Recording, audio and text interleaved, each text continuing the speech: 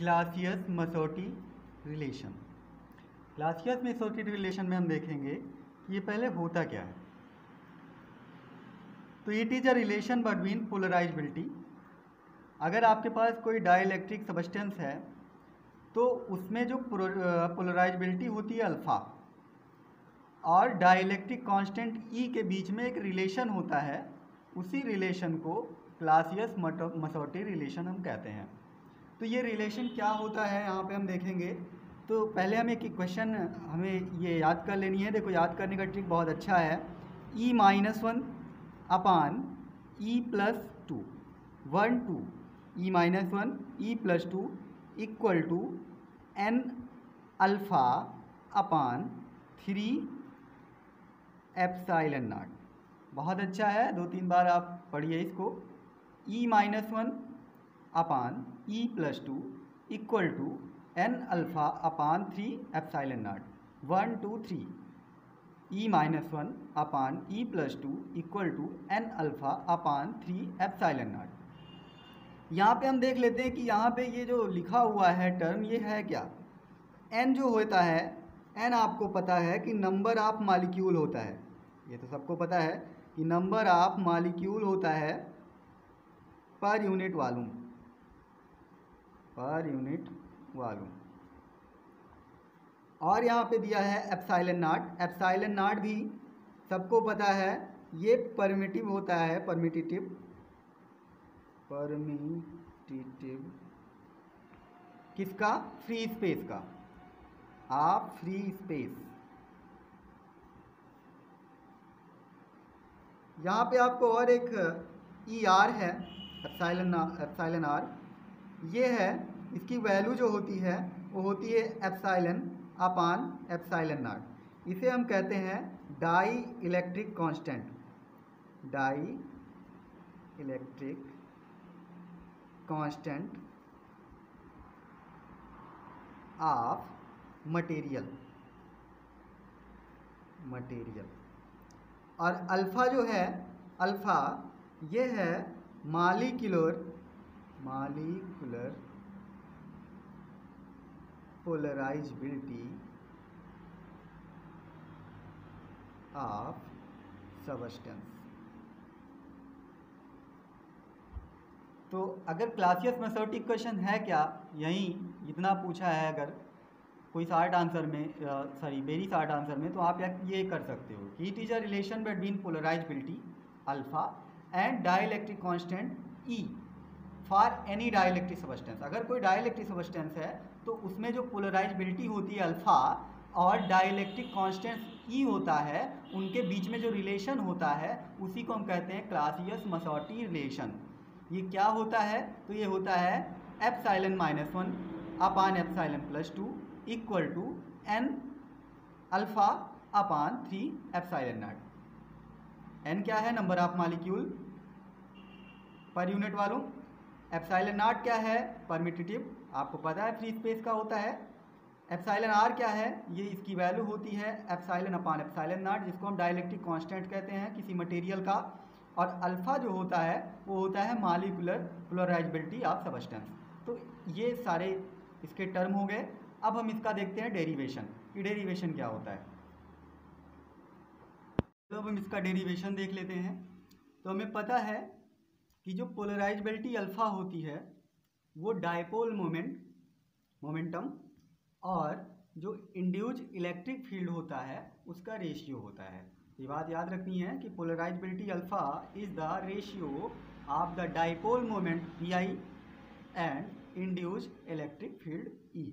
तो यहाँ पे जो अल्फ़ा है, अल्फ़ा क्या हो जाएगा इस स्टेटमेंट से कि alpha equal to Pi upon EI। यहाँ पे जो ये है Pi, ये क्या है, डायपोल मोमेंट है, डायपोल मोमेंटम। और जो EI है ये है इंड्यूस्ड इलेक्ट्रिक फील्ड। अब यहाँ देखिए, अगर हम Pi की वैल्यू निकालें तो Pi की वैल्यू क्या हो जाएगा, ये अल्फ़ा इधर आ जाएगा, तो तो ये हो जाएगा अल्फ़ा ई आई। अगर हम n मालिक्यूल के लिखें, फॉर n मालिक्यूल, तो इस पी आई की वैल्यू क्या हो जाएगी, पी आई इक्वल टू, इसको n से मल्टीप्लाई कर लेंगे, n अल्फ़ा ई आई। इसको हम इक्वेशन नंबर 1 दे देंगे। यहाँ तक तो कोई प्रॉब्लम नहीं आई होगी। अब हम आगे चलते हैं। अब एक इक्वेशन आता है जिसे हम जानते हैं, वी नो दैट, अगर आप नहीं जानते हैं तो जान लीजिए, क्वेश्चन बहुत इंपॉर्टेंट है, ये आपको याद ही होना चाहिए। We know that E I equal to E plus, vector ही होगा, E plus P upon 3 epsilon naught. ये इक्वेशन हमें लर्न कर लेनी है। अगर नहीं लर्न है तो आपको 3-4 बार बोलनी है, याद हो जाएगी। E I equal to vector E plus P upon 3 epsilon naught. E I equal to vector E plus P upon 3 epsilon naught. अब यहाँ से जो है, हम जो पी आई की वैल्यू है उसमें ई आई की वैल्यू रख देंगे। तो हम इक्वेशन 1 को ले आएंगे। इक्वेशन 1 से हम देखेंगे जो पी आई है, पी आई हमारा क्या आया था, एन अल्फ़ा ई आई। ई आई की वैल्यू हम इसी इक्वेशन में रख देंगे। तो पी आई क्या हो जाएगा, एन अल्फ़ा, और ई आई की वैल्यू क्या हो जाएगी, ई plus P upon 3 epsilon naught. ये हमारा इक्वेशन आ गया। अब यहाँ पे एक इक्वेशन और आपको लर्न करके रखना है कि जो डायपोल मोमेंटम होता है, या फिर आपको पता भी होगा कि जो डायपोल मोमेंटम होता है वो क्या होता है। तो डायपोल मोमेंटम P होता है, P equal to P I, ये वेक्टर में होगा, vector P I equal to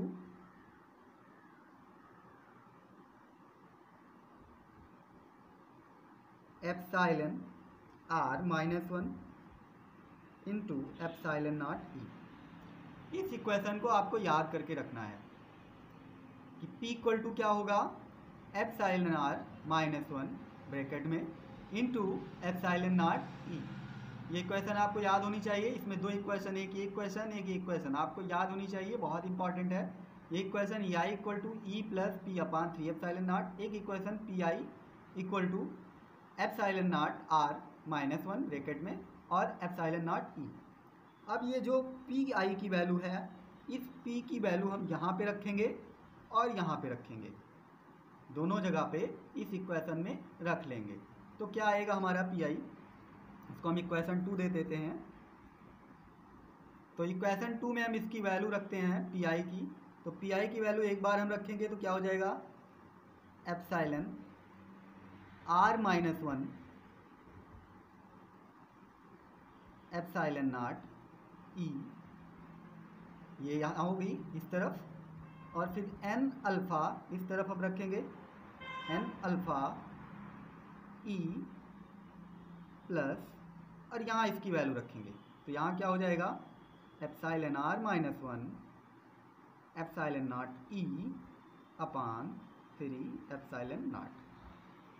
ये हमारा इक्वेशन हो जाएगा। यहाँ पे देखिए जो एप्सिलॉन नॉट है, एप्सिलॉन नॉट यहाँ पे कट हो जाएगा, और यहाँ से हम ई कॉमन ले सकते हैं। तो ई यहाँ पे भी है, यहाँ पे कॉमन ले लें, तो यहाँ क्या बचेगा, epsilon are minus 1 epsilon naught E equal to N alpha, E को हमने कॉमन ले लिया, तो यहाँ क्या बचा, 1 plus epsilon R minus 1 upon 3। यहाँ से ई और ई कैंसिल हो गया, यहाँ से ई और ई कैंसिल हो गया, बचा क्या, epsilon are minus 1 into epsilon naught equal to N alpha. यहाँ पे हम इसको क्रॉस मल्टीप्लाई कर लें तो ये ऐड हो जाएगा, तो 3 1 जा 3 plus epsilon naught are minus 1 upon 3। यहाँ पे ये 3 माइनस 1 इक्वल टू 2 हो जाएगा, तो यहाँ आ जाएगा epsilon naught are minus 1 epsilon are minus 1 into epsilon naught equal to N alpha, और यहाँ पे हो जाएगा एप्सिलॉन आर प्लस 2/3, ये हो जाएगा। अब यहाँ पे देखिए इस एप्सिलॉन नॉट को हम इधर भेज देंगे और ई आर प्लस 2 को हम इधर ले आएंगे, तो हो जाएगा e r -1 upon epsilon r plus 2 equal to ये एन अल्फ़ा, इस एप्सिलॉन नॉट को हम इधर भेज देंगे तो यहाँ हो जाएगा अपान 3 ये एप्सिलॉन नॉट।